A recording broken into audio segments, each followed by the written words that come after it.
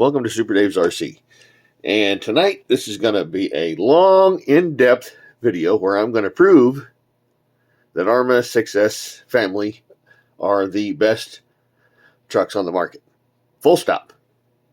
The best on the market, regardless. And I'm going to show you why. I'm going to show you why. Excuse me. Yeah, I kind of got a half cold here, so you're going to have to bear with me. I would start the video over, but I know I'm going to cough. My hay fever is killing me. Anyway, this is Arrma Outcast or Notorious, short wheelbase. But goodness gracious, this is the strongest chassis out here because it's just very well engineered, especially with the way they've got these braces between the bulkheads here and then down into the chassis. It really just locks that together, so that way all forces is kind of distributed equally instead of on one particular point. You've got really thick shock towers, stock. Again, this is pretty much all stock right here. Even simple stuff. They use a pin with the simple set screw as the shock keeper to make sure that that's strong enough and doesn't bend like a bolt would. Again, simple dog bones. And that gets me into one example of why these are the best trucks. Now, I see everything on the tail end, and that means on the used side. And, dead men tell no lies, or whatever you want to say. It's what I see is what survives. And I've seen some wrecks over the years. But the one that always takes the cake is the Arrma Outcast that I got. And I had to total it out. It was so bad that I couldn't put my name on it. And this was a complete functional truck. Okay, and here's why it was so bad. And there's you're going to have to kind of forgive me. There's a lot of different pieces. This is the rear assembly. And you'll notice we have a homemade bulkhead, some deck screws.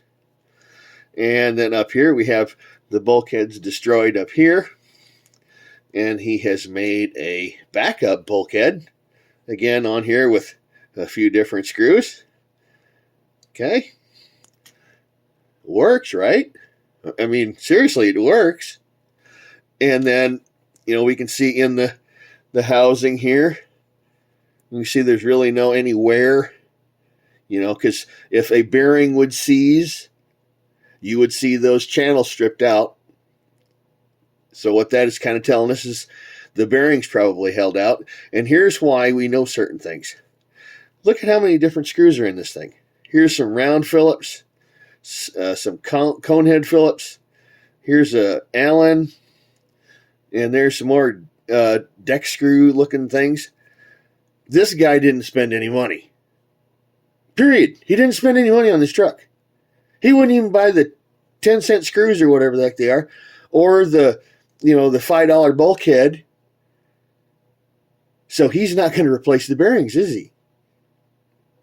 You get it? This truck is an unmolested, neglected, beat to snot bastard. It was crashed, bashed, and beat to shit over and over and over. What would it take to split that bulkhead there? Think about that for just a second here. It's fairly thick right there. And it's even full thickness at the bottom of that gusset. What force could it have taken to smash that apart? They would have had to come down violently, right? Because the only way you can have force to split here is to have these go out. So it would have had to crash down violently on one side, just an incredible impact to just snap that, just pull that apart. If you have any suggestions, I really don't know. And look at it down here. I just noticed that there. It's split down there too. What the hell did he do? You see the videos on YouTube of them sending over a building. Maybe that's what they did to this. But anyway, yeah, that's what you get my point. And again, look at the front bearing. It's not spun. The steel in these Arrmas is insane. If you see the barrels on a Traxxas vehicle after it's got some use in these channels, you'll see notches from wear. And it happens on every truck out there except a few. And these Arrma 6S are one of those few families. These things, again, this guy didn't put money in even putting the right screws in here. Heck, look in there. There's a flat in there. There's flats in there, right? I mean, what's that for? Like maybe a wall picture hanger thing or something? I mean, so obviously he's not going to replace these when they wear. These are what came with the truck. And now we see where this is just, there's no wear in here at all. There's no wear on the pins at all. Look at that. It's perfectly round. There is no flat spotting. And again, he even painted them red. And again, we know this vehicle's been used because when we look at the bottom of the arm, they're all beat to snot. You know, some big gouges in them. And that also tells us that the Traxxas arm, I should say the Arrma arms, it's a blasphemy to call them Traxxas. You know, once you look at them, you realize they're all the same color. They have a similar amount of damage. So again, we can assume that these are the original arms as well. Fair to say? Because if any of them would have been replaced at some point, you'd have one that looked a little bit differently. Those appear to be the same color, same amount of fade, similar amount of damage. So again, this stuff is insane. Look how this diff looks here. Hopefully I can get it to focus. Look at the taper of the tooth. Okay, hold on. There it is. See, the tooth is nice and round. It's got a... Come on, focus here. There. It's still got its perfect pitch.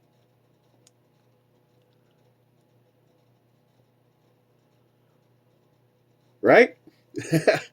It is pretty incredible. And like I said, this truck I had to total out because literally every single screw in it had to be replaced. It was the most abused, beat, and the body was just garbage. But the wheels were intact. Heck, even down to his shock ends. These are the wrong shock ends, and he just ground them to fit the little shock keeper. See where he took the grinder? See that? So again, you don't get this amount of repair without running a truck over and over and over and over and over and over and having a million different crashes. Yeah, you can have a catastrophic crash and break the frame, but we're talking every little piece on this thing has been worked on. Even had the wrong shock caps, for crying out loud. So it really tells you, and again, if the condition of these rubbers kind of gives you an indication of how many times this thing's gone up and down, because these things on the Arrmas do last a good long time. And again, that's just showing you the truck was used a lot. It was used. It wasn't just some catastrophic run it into a building destruction. It was, who knows how many bashing sessions and how many videos they got out of that truck. Well, anyway, any other truck would not take that kind of abuse.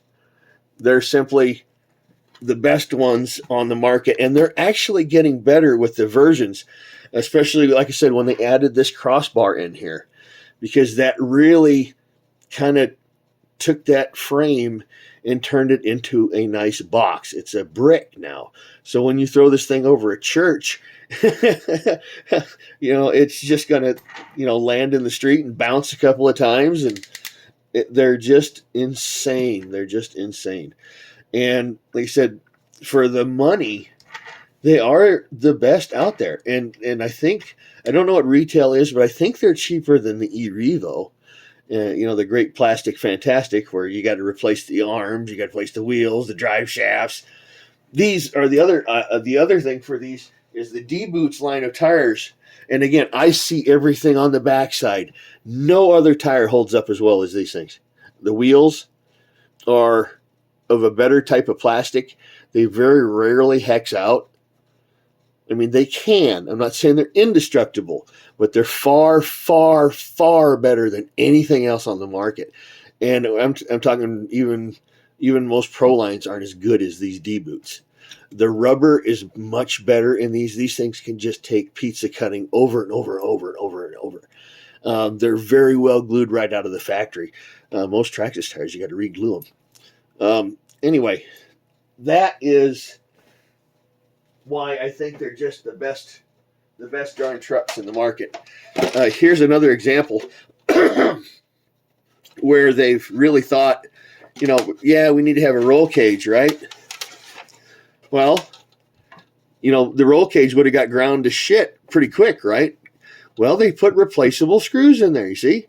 Just real short 2mm screws, or 2mm heads. And you can just roll it a million times and take it down the highway and take them screws out when they get worn, and that roll bar will last, you see. The bodies are, I would argue to say, twice as thick as anybody else's. And again, you can hear it. They're just a much better quality. Again, it's just very well engineered. Especially, you can see they have these little, I don't know if you call them a reinforcing pad or whatnot there. The way they got the screws.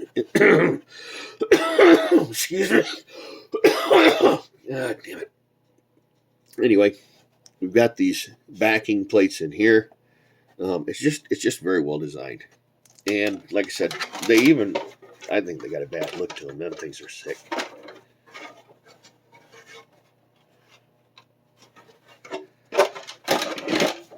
And actually, another interesting thing, if you see the 8S version of this, they've actually integrated the roll bar directly into the chassis plate. So force coming down the roll bar goes through a pad that's in here. Again, I'm talking the 8S version, and it hits this plate and literally transfers that roll cage force directly into the chassis. All right. Anyway, the next thing is, goodness gracious, let me take a drink here.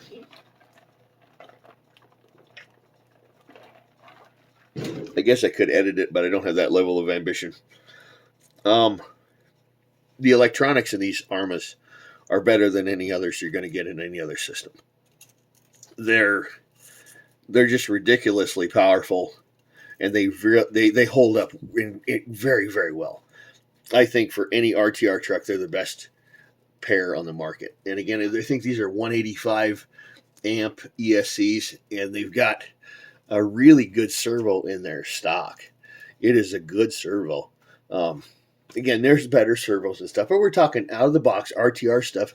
I mean, you buy an eRevo, you get them plastic pieces of crap, just like, and they're near $600, and it's like you don't even have a decent servo in here. That's why they run two of them, because you can run two cheap servos instead of one good servo. Anyway, moving on a little bit with the chassis. Again, we have sway bars that are stock. The wheelie bar is really built pretty decent. It's one of those things. It could be stronger. They do break a lot on these. But again, this truck, when it's beat to hell, that's the thing. It's just kind of hanging out there. It's going to bust off of there sooner or later if you're bashing hard. But again, it does hold up pretty damn well. It really does. And again, it's got actually decent wheels, so you can actually ride a wheelie. They're just awesome. The other thing is I think you get a good level of control out of this ESC and motor combo So so you can ride those wheelies. You can you can pull off that kind of stuff. The way they've done the front clips are awesome too, because now it's an interchangeable side, and the part that always breaks was the ear, so they made that metal. That's the part what breaks. And then, even then, if you do break one, you can use it on the opposite side at least one more time, because it's still got the other side to use. So you simply move it to the other side. You get it? It's because it's the opposite, and it'd work on the opposite side. It's just, they're just a very well thought out truck. They even have a little spot here for your balance ports to go into with a little rubber clip that stays put, to keep them from getting trapped into the drivetrain. I mean, that's just neat the way they thought that through. The way the battery box is, you can get a big freaking battery in there and still have full support on it. Because again, when you got $100 battery in there, you want to protect that thing. So the thing, and again, they just use simple Velcro, which in my opinion, simple Velcro is the best way to do batteries. Because that way, if you got to, you're going to run 2S or, okay, let the kid run it or whatever, fine. Or if you want to put your big 6S in there, fine. It's just, the Velcro works better, and you can get it tight. The Velcro, you can really get it tight, whereas you had with your e-Revo, now you got to pack the battery full of foam. And then, of course, even that, with the e-Revo, you're limited to basically like a 3S5000, basically because of battery dimensions. Whereas this, you can put whatever the hell you can fit in here. This thing goes, and then you can even take that off and get a taller battery. Because again, it's Velcro. You could put as much battery in there as you wanted. The way they've got the steering, it's just right there, direct, simple. You don't have any complicated linkage to futz with or break. The way they've got their arms, the ears, comparing that to Traxxas, where they use them stupid, cheap little arms. So grab one here. Or Lynx, I'm sorry. Lynx. It's late. Yeah, I'm sleepy. Let's see here. Where's one? All right. Yeah, here's one with their pretty little blue. Okay, here's your Traxxas. This is what they put out to their wheels. You see, I wonder which one's stronger. I wonder which one it is. And then these things are cheap steel. These things are freaking hard steel in there. That's decent. And again, it's just built better. Your e-Revo's got them little balls. These things got these great big, I don't know, what are they? Almost 10 millimeter? It's just kind of ridiculous. Like I said, it's just built better. It's just built better. And, again, it's very similar to the e-Revo, to where these ball ends mount in here, but they use a bigger diameter ball, and it just takes much more abuse and works a little more smoothly, I think. Let's see here.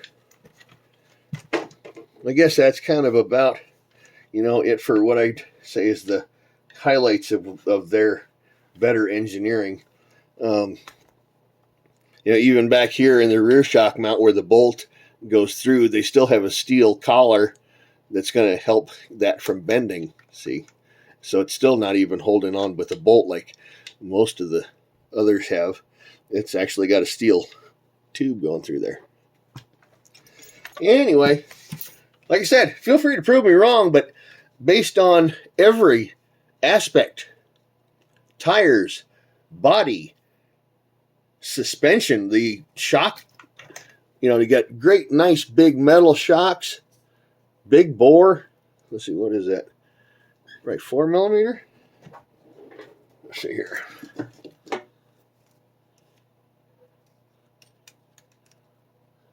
Yeah, 4 millimeter. 4 millimeter, big, nice metal shocks. These things will last a long dang time if you take care of them. Compared to the plastic fantastic that the competitor offers. So, like I said, I don't think there's anything, tires, body, shocks, the arms, the bulkheads, the chassis braces, the overall chassis strength, the way they've got the steering linkage, the ears on here, it's just better in every single way. So, anyway, feel free to prove me wrong, and thanks for watching this really long rant.